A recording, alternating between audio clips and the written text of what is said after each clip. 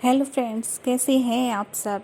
तो फ्रेंड्स, आज मैं आपको जो सुनाने जा रही हूँ वो हमारी है बृहस्पतिवार की व्रत कथा।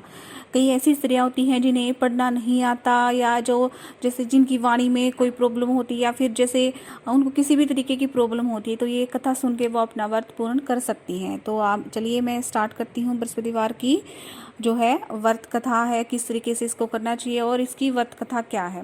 तो ये बृहस्पतिवार या गुरु को जो है बुद्धि और शिक्षा का देवता माना जाता है। गुरुवार को जो है बृहस्पति देव की पूजा करने से धन, विद्या, पुत्र जो भी मनोकामना हमारी होती है वह पूर्ण होती है। गुरुवार को भगवान बृहस्पति की पूजा का विधान है। इस पूजा से परिवार में सुख शांति रहती है। जल्द विवाह के लिए भी इस व्रत को किया जा सकता है। ठीक है, इसकी विधि मैं बता देती हूँ। गुरुवार की पूजा है जो विधि विधान के अनुसार की जानी चाहिए। व्रत करने वाले दिन सुबह उठकर बृहस्पति देव भगवान का पूजन करना चाहिए। बृहस्पति देव को जो है पीली वस्तुएं, पीले फूल, चने की दाल, मुनक्का, पीली मिठाई, पीले चावल और हल्दी चढ़ाकर इसका पूजन किया जाता है। इस व्रत में केले की जो पेड़ की विशेष पूजा की जाती है। कथा और पूजन के समय मन, क्रम और वचन से सिद्ध होकर मनोकामना पूर्ति के लिए बृहस्पति देव का ध्यान करना चाहिए। तो इस तरीके से जल में हल्दी डालकर केले के पेड़ पर चढ़ाएं। केले की जड़ में चने की दाल और मुनक्का चढ़ाएं। साथ ही दीपक जलाकर पेड़ की आरती उतारें। दिन में एक ही समय भोजन करें। खाने में चने की दाल या पीली चीजें खाएं, नमक ना खाएं, पीले वस्त्र पहने, पीले फलों का इस्तेमाल करें और पूजा के बाद भगवान जो है बृहस्पति देव की कथा सुननी चाहिए। तो चलिए मैं कथा सुनाती हूँ आपको। प्राचीन काल की बात है। किसी राज्य में एक बड़ा प्रतापी और दानी राजा राज करता था। वह प्रत्येक गुरुवार को व्रत करता था एवं भूखे व गरीबों को दान देकर पुण्य प्राप्त करता था। परंतु यह बात उसकी रानी को अच्छी नहीं लगती थी और न तो व्रत करती, न किसी को पैसा भी दान करती थी, और राजा को भी ऐसा करने से मना करती थी। एक समय की बात है, राजा शिकार करने के लिए वन चले गए। घर पर रानी और दासी थी। उसी समय गुरु बृहस्पति देव साधु का रूप धारण कर राजा के द्वार पर भिक्षा मांगने आए। साधु ने जब रानी से भिक्षा मांगी तो वह कहने लगी, साधु महाराज, मैं दान पुण्य से तंग आ गई हूँ। आप कोई ऐसे उपाय बताए जिससे कि सारा धन नष्ट हो जाए और मैं आराम से रह सकूं। बृहस्पति देव ने कहा, हे देवी, तुम बड़ी विचित्र हो। संतान और धन से कोई दुखी होता है भला? अगर यदि अधिक धन है तो इसे शुभ कार्यों में लगाओ। कुंवारी कन्या का विवाह कराओ, विद्यालय और बाग बगीचों का निर्माण कराओ, जिससे तुम्हारे दोनों लोग सुधरे। परंतु साधु की इन बातों से रानी को खुशी नहीं हुई। उसने कहा कि मुझे ऐसे धन की आवश्यकता नहीं है जिसे मैं दान में दूं और जिसे संभालने में मेरा सारा समय नष्ट हो जाए। तब साधु ने कहा, यदि तुम्हारी ऐसी इच्छा है तो तुम जैसा चाहोगी वैसा ही होगा। जैसा मैं बता रहा हूँ वैसा ही करना। गुरुवार के दिन तुम घर को गोबर से लिपना, अपने केशों को पीली मिट्टी से धोना, केशों को धोते इसमें स्नान करना, राजा से हजामत बनाने को कहना, भोजन में मांस मदिरा खाना, कपड़ा धोबी के हाथ धुलने डालना।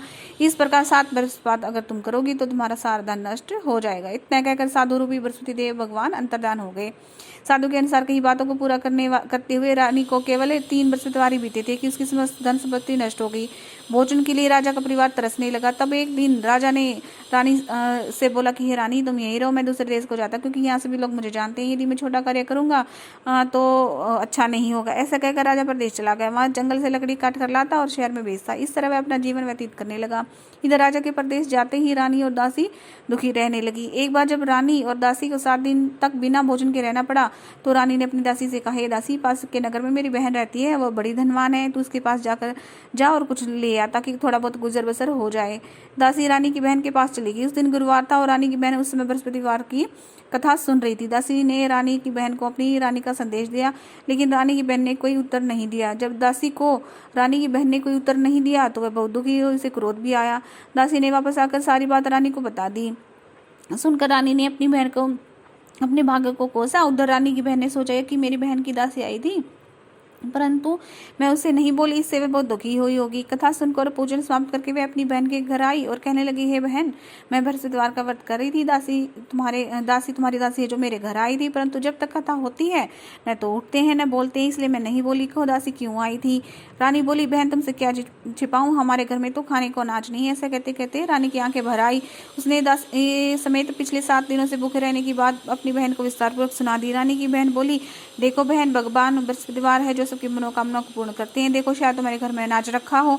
पहले तो रानी को विश्वास नहीं हुआ, पर बहन के आग्रह करने पर उसने अपनी दासी को अंदर भेजा तो उसे सचमुच अनाज से भरा एक घड़ा मिल गया। यह देख दासी को बड़ी हैरानी हुई। दासी रानी से कहने लगी, हे रानी, जब हमको बस भोजन नहीं मिलता तो हम व्रत ही करते, इसलिए क्यों नहीं इससे व्रत और कथा की विधि पूछ ली जाए ताकि हम भी व्रत कर सकें। तब रानी ने अपनी बहन से बृहस्पतिवार व्रत के बारे में पूछा। उसकी बहन ने बताया, बृहस्पतिवार के व्रत में चने की दाल और मुनक्का से भगवान विष्णु और केले का पूजन करें तथा दीपक जलाएं, व्रत कथा सुने, पीला भोजन करें, इससे बृहस्पति देव भगवान प्रसन्न होते हैं। और व्रत और विधि बताकर रानी की बहन अपने घर को लौट आई। 7 दिन बाद जब गुरुवार आया तो रानी और दासी ने व्रत रखा, गुड़साल में जाकर चना और गुड़ ले आई, फिर उससे केले की जड़ था भगवान विष्णु का पूजन किया। अब पीला भोजन कहाँ से आया, इस बात को लेकर बहुत दुखी थे, लेकिन क्योंकि उन्होंने व्रत रखा था तो भगवान बृहस्पतिदेव उन पर प्रसन्न थे, इसलिए वे एक साधारण व्यक्ति का रूप धारण करके 2 थालों में सुंदर भोजन दे गए। भोजन पाकर दासी जो है खुश हुई, फिर रानी के साथ मिलकर भोजन ग्रहण किया। उसके बाद वे सभी गुरुवार को व्रत और पूजन करने लगी।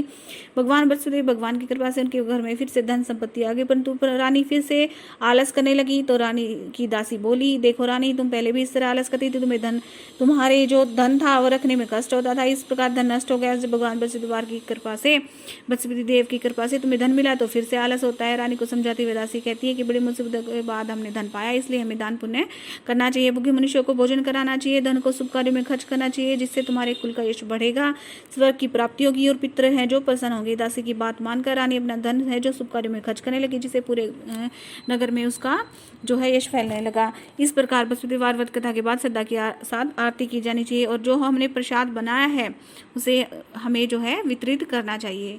अब मैं आपको जो है बृहस्पति देव की है जो आरती है वो आपको मैं सुना देती हूँ। देखिए, ओम जय बृहस्पति देवा, प्रभु जय बृहस्पति देवा, छिन्ने छिन्ने भोग लगाऊं फल मेवा। ओम जय बृहस्पति देवा, तुम पूर्ण परमात्मा, तुम अंतर्यामी, जगत पिता जगदीश्वर, तुम सबके स्वामी। ओम जय बृहस्पति देवा, चरणामत निज निर्मल, सब पातक हरता, सकल मनोरथ दायक, कृपा करो भरता। ओम जय बृहस्पति देवा, तन मन धन अर्पण कर, जो जन शरण पड़े, प्रभु प्रकट तब हो कर, आकर द्वार खड़ी। ओम जय बृहस्पति देवा, दीन दयाल दयानिधि, भक्त हितकारी, पाप दोष सब हरता, भव बंधन हारी। ओम जय बृहस्पति देवा, सकल मनोरथ दायक, सब संशय तारो, विषय विकार मिटाओ, संतन सुखकारी। ओम जय बृहस्पति देवा, जो कोई आरती तेरी प्रेम सहित गावे, ज्येष्ठानंद बंद सो निश्चय पावे। ओम जय बृहस्पति देवा, ओम जय बृहस्पति देवा, प्रभु जय बृहस्पति देवा, छिन्ने छिन्ने भोग लगाऊं, तुमको भोग लगा फल मेवा। ओम जय बृहस्पति देवा। सब बोलो विष्णु भगवान की जय, बोलो बृहस्पति देव भगवान की जय।